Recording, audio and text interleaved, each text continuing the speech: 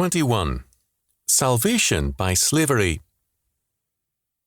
St. Paul in Galatians 2, 1-9 reviews certain aspects of the opposition to himself by certain, quote, false brethren, end quote, or in Lenski's translation, quote, pseudo-brethren. These men presented Paul as a perverter of the faith and as one under condemnation by the apostles in Jerusalem.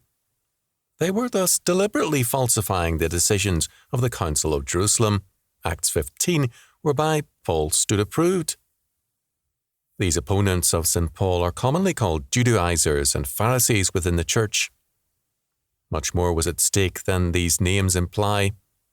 Their theology called for justification by law, and St. Paul resolutely opposed their misuse of the law. The law has its place as the way of sanctification, not justification. In a non-biblical religion, we would expect a non-biblical way of salvation, but for professed Christians to offer another way of redemption has a greater offence to it. The hostility of the Pharisees had at least the merit of consistency. For one to profess Christ while denying him is clearly a greater offence than simple hostility, in that it strikes not only at Christ, but also aims at destroying his flock. Lenski's translation of Galatians 2, 3-5 brings out Paul's contention concerning these people bluntly. Quote, but not even Titus, the one with me, although he was a Greek, was compelled to be circumcised, even on account of the pseudo-brethren sneakingly brought in, such as sneakingly come in to spy out our liberty, which we have in Christ Jesus, in order that they might completely enslave us, to whom we yielded no, not for an hour by way of the submission they demanded, in order that the truth of the gospel might continue on for you. End quote. St. Paul contrasts two conditions here, Christian liberty versus slavery. He states, moreover, that the purpose of the enemies of the gospel is complete enslavement. This is strong language. Is it St. Paul's interpretation of the actions of his opponents, coloured by his feelings and beliefs, or is it an accurate description of their intentions? All who believe in the inerrant authority of Scripture will hold that St. Paul gives us an accurate description. The question then arises, why should anyone believe in slavery as a way of salvation? Can and do people actually believe in slavery as salvation? Clearly, the answer is yes. In most of history, men have clung to slavery, but it must be recognized that they have rarely been honest enough to call their choice slavery. Let us examine the matter theologically to begin with. A common question and complaint asks, why does God allow so much evil to prevail? Why does he not simply make impossible many of these enormities and horrors which are so common to man's history? To analyze the implications of these questions is to discover at once their hostility to freedom. To ask God to create a world in which men cannot sin, nor suffer for his sins, is to say that God should not create man at all, but simply automatons. A creation in which there is no possibility for man to reap the whirlwind of retribution for his sins is a world in which no man exists, for man, created in the image of God, is created with the possibility of presuming that this image is a reality of Godhood rather than its communicable attributes. Some will object, but God predestined man to be what he is, as we know him. Could he not have predestined man to be man without evil and without suffering and death? God did indeed predestine man in terms of his sovereign counsel. In terms of his foreknowledge, God knew the potentialities and possibilities of man both to sin and to obey. There are possibilities inherent in a creature who bears the image of God, but is in no sense a God, but entirely a creature. From all eternity, God's predestination and foreknowledge have been operative, and, quote, whom he did foreknow, he also did predestinate, Romans 8:29. As Hodge observed, quote, believers are called in accordance with the settled plan and purpose of God, end quote. Moreover, quote, the predestination follows and is grounded in the foreknowledge." End quote. All the possibilities inherent in creation are there because of God's purpose. Reality is what God created it to be, and no other possible reality exists. There are no possibilities outside of God. The foreknowledge, therefore, had no reference to any possibilities within man which God supposedly recognized. Calvin stated this clearly, quote, "But the foreknowledge of God which Paul mentions is not a bare prescience, as some unwise persons absurdly imagine, but the adoption by which he had always distinguished his children from the reprobate." In the same sense, Peter says that the faithful have been elected to the sanctification of the Spirit according to the foreknowledge of God. Hence those to whom I have alluded foolishly draw the inference that God has elected none but those whom he foresaw would be worthy of his grace. Peter does not indeed flatter the faithful as though everyone had been elected on the account of his merit, but by reminding them of the eternal counsel of God, he wholly deprives them of all worthiness. So Paul does in this passage, who repeats by another word what he had said before of God's purpose. It hence follows that this knowledge is connected with God's good pleasure, for he foreknew nothing out of himself in adopting those whom he was pleased to adopt, but only marked out those whom he had purposed to elect. End quote. To see the implications of a contrary position, let us also examine Sanday's comment on Romans 8:29. Sanday said in part, quote, "Predestinate. This is a term which seems to interfere with human free will. Foreknowledge does not interfere with free will because the foreknowledge, though prior in point of time, is posterior in the order of causation to the act of choice. A man does not choose a certain action because it is foreknown, but it is foreknown because he will choose it." Predestination, the word is not adequately translated, appears to involve a more rigorous necessity.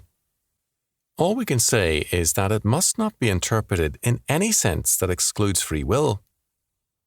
Free will is a postulate on which all the superstructure of morals and religion must rest. End quote. Sanday at least made his choice with his eyes open. He knew the meaning of predestination, but he made not the triune God the postulate, but the supposedly sovereign free will of man. If God and everything, end quote, morals and religion, end quote, are, quote, superstructures, end quote, to free will, then man has become ultimate and is his own God. For Sanday, the world of possibility is man's world, which is exactly what those who cry out against God's world with its possibility of sin, suffering and grief are asking for. A world made after man's imagination.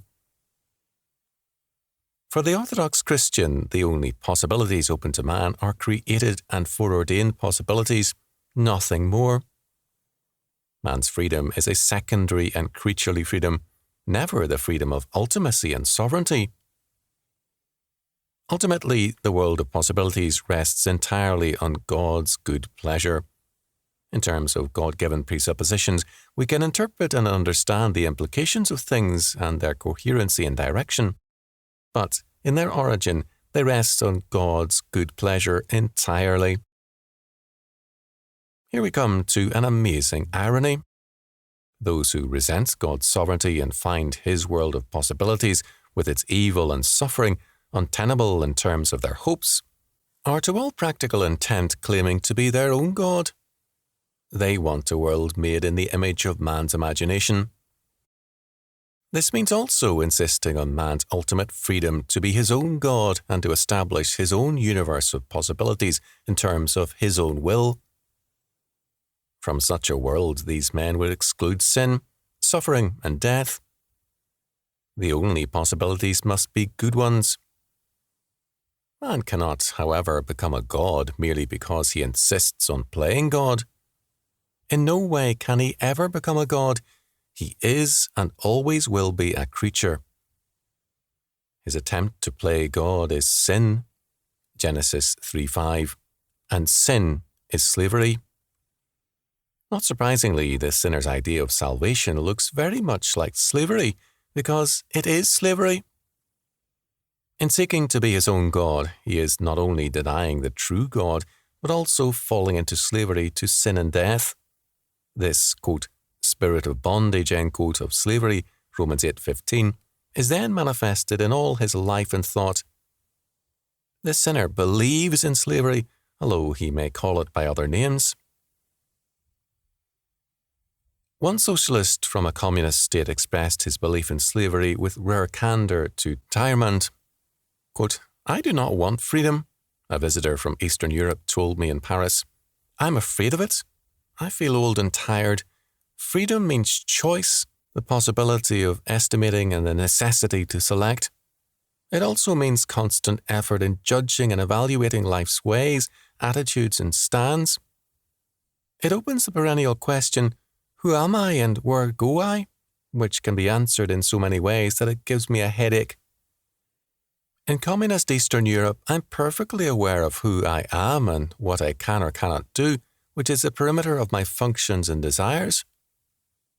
My telephone is bugged, but I know it. It's a blessed certitude, and I'm not exposed to improper temptations of intimacy. Freedom here is a nauseous multitude of shampoos among which I have to choose. I don't want so many.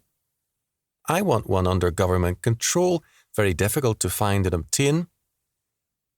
My needs and wishes then make sense. This we call peace of mind." End quote. This is an honest statement of a feeling which many share but few voice. For all too many people, salvation is slavery in some form to a state, to a controlling spouse, group, or overlord of some sort. Paul was thus right. His opponents had as their gospel the overthrow of, quote, "our liberty which we have in Christ Jesus in order that they may completely enslave us," end quote. On the one hand, they were denying the sovereignty of God in salvation, and on the other, they were enslaving men to human ordinances as their salvation. The hostile intent of these men to Christ's liberty for his people is expressed in the words, quote, "came in privily to spy out our liberty which we have in Christ Jesus," Galatians 2:4. These men were offering justification by works of the law, and as Paul makes clear, quote, "by the works of the law shall no flesh be justified," Galatians 2:16. Their goal, however, was not God's law, however wrongly applied, nor was it their man-made ideas of law. St. Paul tells us plainly that their purpose was, quote, "that they might bring us into bondage," Galatians 2:4. The instrument at the time was their misinterpretation of the law. The purpose, more important than the instrument, was enslavement. In other eras, other instruments have been used and are being used, but the purpose remains enslavement. Dostoevsky's Grand Inquisitor is thus a telling insight into this purpose. Man wants to play God and yet be a slave, to claim the dignity and power of absolute freedom and yet to have all the advantages and irresponsibilities of slavery. The goal is slavery, and he achieves it readily and continuously, but with no happiness. The world of possibilities is not of his making, and none of God's possibilities match man's imagination in its call for all the benefits of paradise in the precincts of hell.